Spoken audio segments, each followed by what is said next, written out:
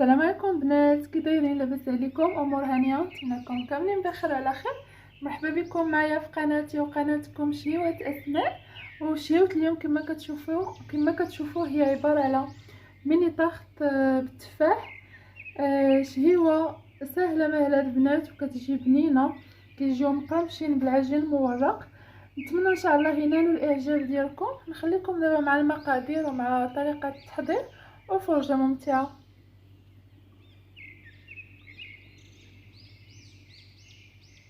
ودابا ندوزو نقادو هذا التفاح ديالنا. عندي هنا خليط بين التفاح الاحمر والتفاح الخضر. خذوا هكا تفيفحات يكونوا هي صغيورين البنات. عندي هنا قياس واحد 2 معالق ديال الزبده، 2 معالق ديال هذا ديال السكر سنيده، واحد شويه ديال القرفه. بسم الله نبداو. اول حاجه غنديرها هي غنقي التفاح ديالي. انا نديرو بالقشره ديالو البنات. بسم الله. نحاول نجيب تفاحه نقسمها على جوج، حاولوا تجيبوها هكا في الوسط.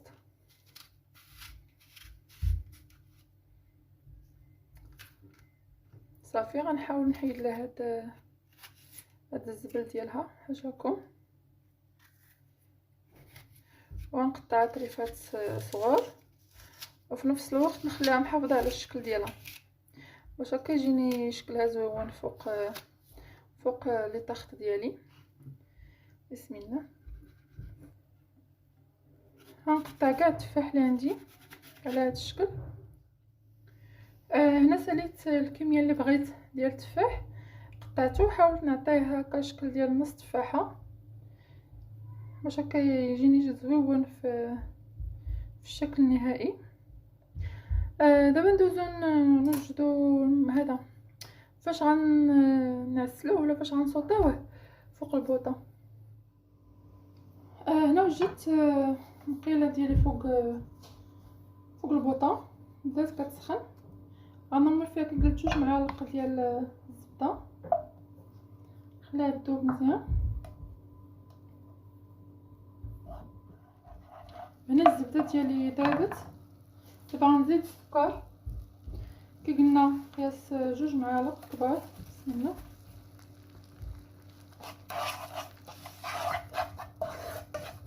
غنزيد واحد شويه ديال القرفه،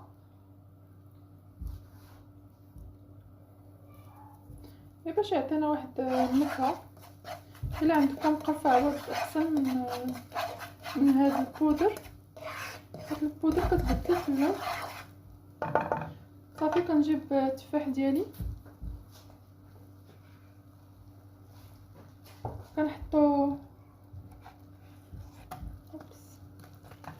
فهاد الصلصه ولا السير اللي قدينا.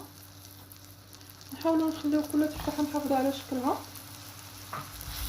بغيتهم غير تغلفوا ليا، ماشي بغيتهم يطيبوا، بغيتهم غير تغلفوا بهاد السائل باش يعطيو مذاق زوين ويحيد منهم ديك الحموضه.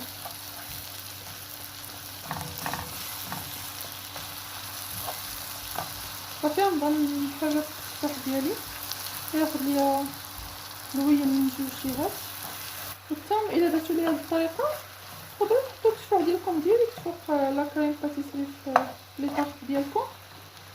ولكن درتو ليا الطريقه منها اولا ما تيكحاش ما تيتاكسدش، وثانيا كتعطيوه مذاق زوين. عرفتوا القرفه مع السكر والزبده كيتواسى مع التفاح. صافي كي قلت لكم ما بغيتوش يطيب، بغيتو غير يتمكن ويتغلف بهاد لاصوص اللي قادينا. صافي دابا غنطفيو عليه ونخليه يبرد. ضروري نخليه يبرد عاد نخدمو به، ميمكنش نحطوه فوق العجين المورق وهو سخون. صافي غنطفي البوطه نخليها هاديك تشرب مزيان من هاد السائل. صافي هنا هذا العجين المورق ديالي من بعد ما ارتاح غنحيدو من السلوفان. صافي وغنشكلو كيف ما بغينا. غنرش بشويه ديال الدقيق ونبدا نسرح. بسم الله. سرحوه رقيق البنات، ضروري يكون مسرح رقيق. صافي، ونجيب القطعه ديالي نقطعها في الشكل اللي بغيت. انا نقطعها على حسب الشكل اللي شفتو، على شكل تفاحه. نتوما تقدروا تقطعوها على شكل مستطيل، على شكل مدور، على حسب الاختيار اللي بغيتو. صافي، غنجيب القطعه ديالي هنا. جبت واحد الدائره، ما لقيتش هذا قطعه على شكل تفاحه. وكان عندي قطعه على شكل دائري، حاولت ما امكن، بقيت مدابزه معها تقديتها على هذا الشكل قريب للتفيفيحه. دابا غنبدا نقطع، حاول ما امكن نقرب للحواف باش هكا ما نخليش العجين. كنحطو القطعه وكنضغطو مزيان. هانتوما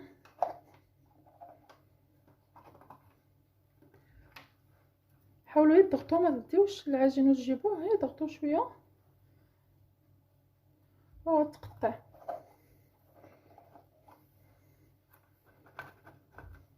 صافي،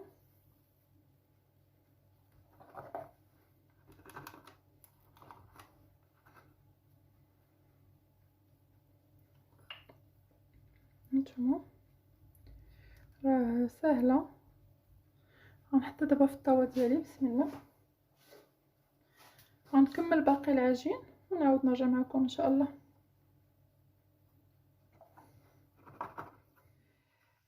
وهذا هو الشكل ديال التفاحات ديالي.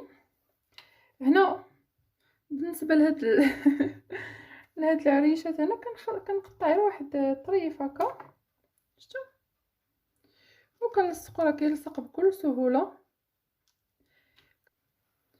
كنغطس هادي في الدقيق وكنجي كنقطع وكنطبع الورقه، الشكل ديال الورقه ديال الشجره، وكنهز الورقه ديالي بكل سهوله وكنحطها فوق هاد العريش هذا.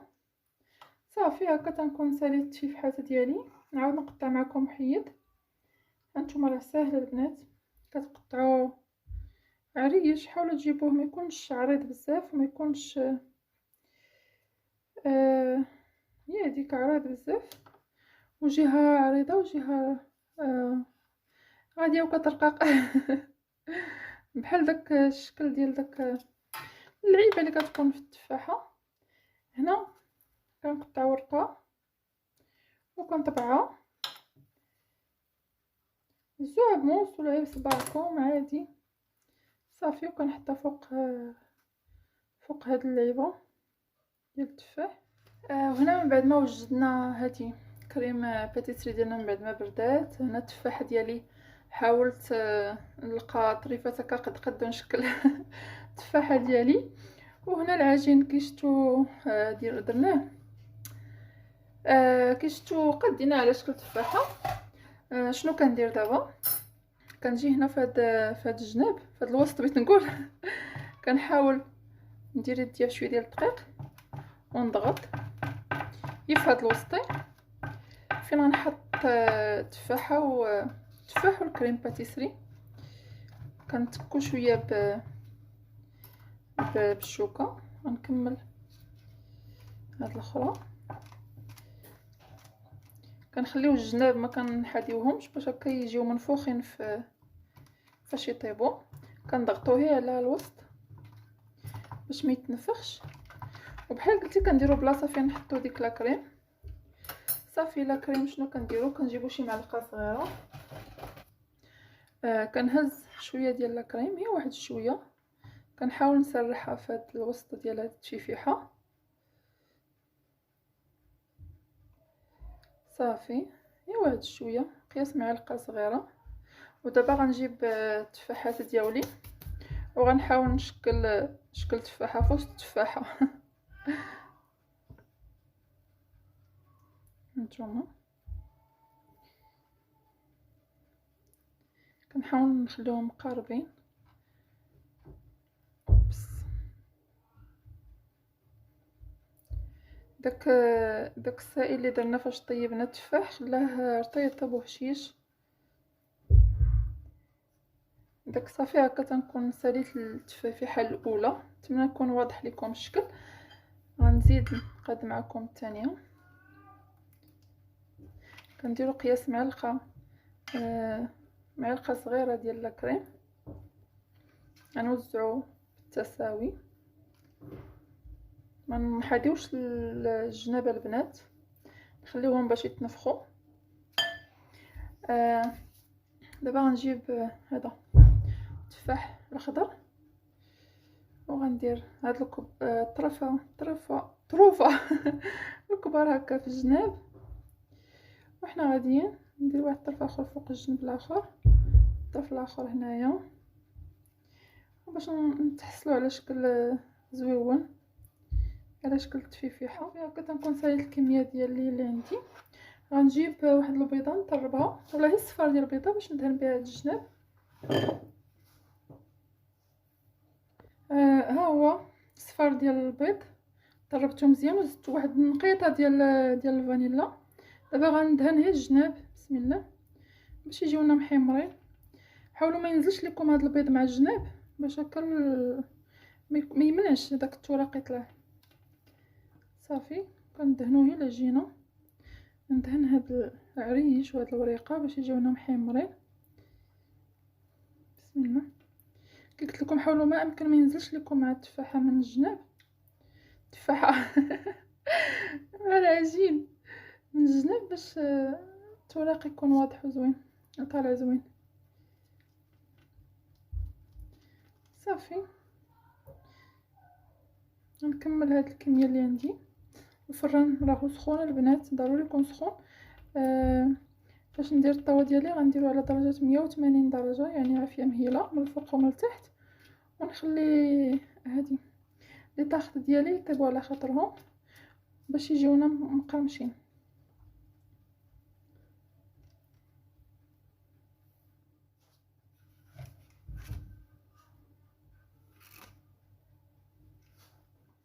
وهذا هو الشكل النهائي ديال لي طاخط ديالنا بالتفاح. نتمنى ان شاء الله ينالوا الاعجاب ديالكم. اخر لمسه كنديرها ولا اخر حاجه كنديرها، كنجيب شويه ديال السكر كلاص ديال السكر كلاصي وكندردرها عليهم من الفوق، ولا تقدروا تدهنوهم هكا بشويه ديال العسل ولا ناباج على حسب اللي بغيتو، اللي على حسب الذوق.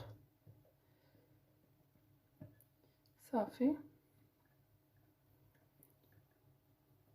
زيدنا حتى شويه هنا شويه هنا. نوريكم كي تيجيو هكا من عن قرب والتوراق ديالهم وطايبين. هانتوما واش كيكلوهم زويون البنات ما شهيتكم كيجي شكلهم رائع البنات ومقرمشين. نتمنى ان شاء الله ينالوا الاعجاب ديالكم، ونتمنىكم تجربوهم وتردوا عليا كي جاوكم. وهذا ما كان، وشكرا بزاف على المشاهده.